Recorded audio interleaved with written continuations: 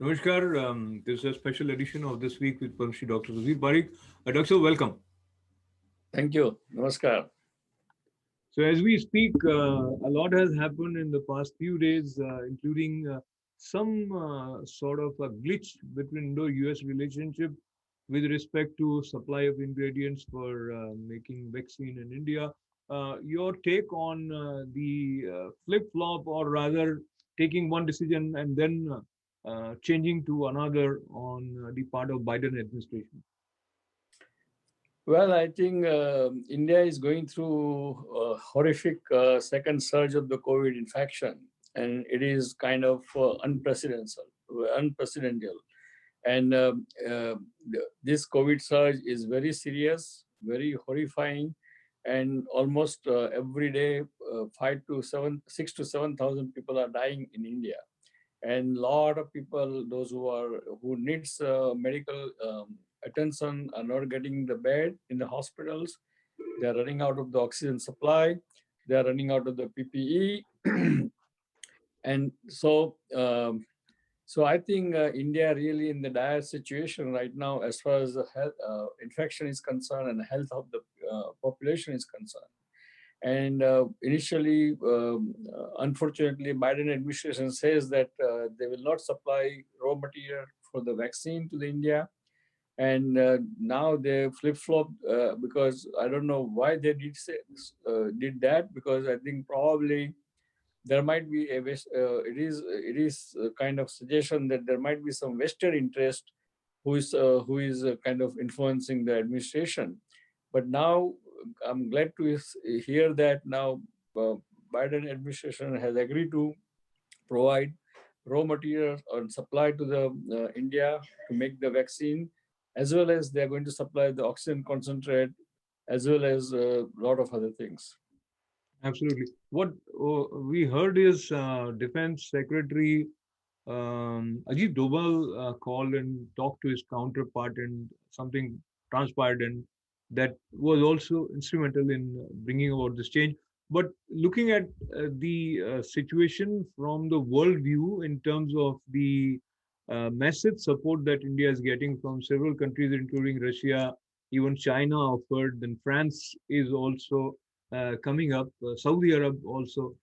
Do you think this speaks something about the favorable impact of India's overall global position, including vaccine mastery, where India offered and supplied vaccine to several countries? Well, I don't think. I don't kind of connect the whole thing with the vaccine mastery, but why people are, because this is a calamity. This is a serious calamity. So, as a humanity level, all countries should help, and usually they do help.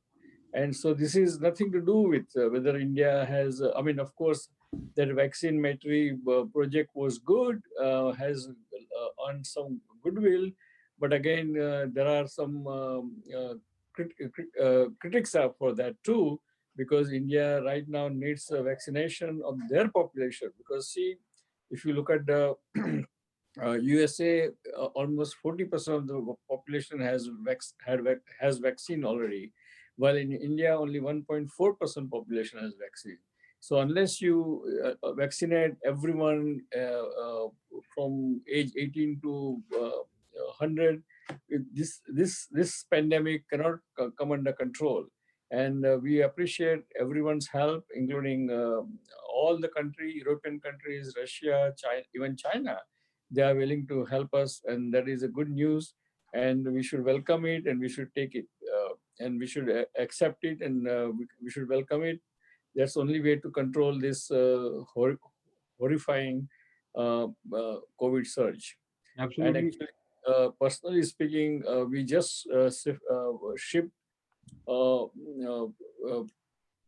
couple of hundred oxygen concentrate from the California to Delhi, and I was involved in our colleague Mr. Bhigubai Patel and his NGO was kind of gets credit for purchasing this concentrate and sending to India. And so we all are doing our bit, Even American Association of Physicians are doing their bit. Global Physician of Indian origins also doing their contribution, and so everyone is kind of very very eager to help India and bring the whole situation under control. Absolutely. And what one hears from Health Minister of India is that India is better prepared to face this calamity, this challenge. And I think at the back of his mind is also that at least some percentage of population is already vaccinated. And there must be some other reasons of this claim by Health Minister. How do you see when you hear Harshvardhan ji mentioning that India is better prepared this time? Of course, India is better prepared than last year because now we know that how to treat the COVID patients, what COVID patients need in the hospital, when they should be hospitalized. We have more medications more specific medication to treat the COVID patient. But this surge came that time. I think probably the government got caught napping kind of, because there is a breakdown of the infrastructure. Because what I understand that there is enough liquid oxygen in production in India. They are diverting all the industrial oxygen to the hospital, but the the speed with which all this distribution and infrastructure should work is not working, and that's why there is a overwhelming of the and collapsing of the healthcare system. Absolutely, and I think this also brings to our attention the logistics of what is available and where it is reaching and how. In this context, I am reminded of the central government Home Secretary Ajay Bhalla calling Delhi Chief Secretary about the lack of coordination among Delhi administration in terms of the oxygen which was made available based on their demand has not reached proper chain of hospitals, etc. So this must not be isolated situation of Delhi. This must be happening at other places also. Your thoughts on overall working in terms of coordination of resources and making them available where they are needed. This the breakdown of the infrastructure and coordination between the supplier and the hospitals and hospital beds and hospital equipments and oxygen is kind of broken. It's an internal problem happened everywhere in all states there, and that was the main problem.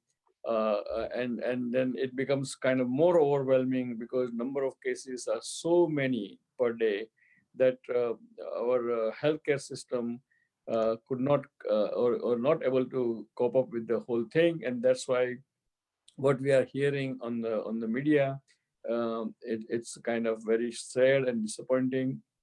And I hope government can bring under control sooner than later.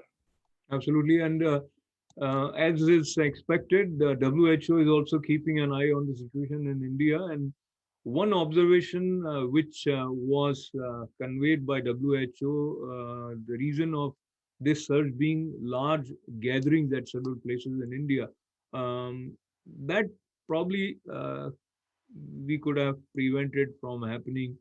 Your thoughts, and moving forward, will there be some lessons learned and implemented sincerely in India in this context? Yeah, I mean, it's very obvious thing that our religious gathering, political gathering was not necessary because see, in September, October, when everything was coming under control, all of a sudden, all this gathering, we opened up so fast, so quickly, and all this gathering happening, and then that created the problem. And now, unfortunately, even religious gathering like Kumbh Mela or election rallies, they just finished or about to finish, but their repercussion will be seen again 2 weeks from today. So this is kind of unfortunately very perpetual, and it will not go away before 4 to 6 weeks time. And before that, government should vaccinate everyone freely and free of charge to whole population as fast as they can. Unless you vaccinate the people, this infection is going to go on, because most of the population, our population, does not got fatigue. They do not follow the CDC guideline. They do not wear the mask. And plus, unfortunately, our country has a lot of social media creates a lot of rumors and hype, and that all compounds into the bad behavior of the people for the pandemic. And now the question related to election in Bengal and some other states has definitely taken a backseat. Yet the polling is still happening. The election commission has called for maintaining the protocol with respect to COVID-19 situation. The seventh phase in Bengal just got over. Now, looking at the whole nine phase probably of polling in Bengal, how do you see the potential impact this new surge of COVID-19 is likely to play in election results of West Bengal in particular? We don't know about election result, but this whatever this election commissioner has done, 8 phase election, if you look at the hindsight, during the pandemic, it was not a smart idea. It was not a great idea. It should have been done in the one shot. And whether all the parties agree or not, because election commission has to be should be aware of this kind of pandemic thing. And I think results we don't know, but it can come. We'll see what happens. But I think this kind of election rally during pandemic is not very advisable. That's what foreign media and foreign press is talking about. I think what you said also, Madras High Court has called election commissions conducting of election irresponsible, and they even went to the extent of blaming that they should be given murder charges because this has resulted into loss of lives.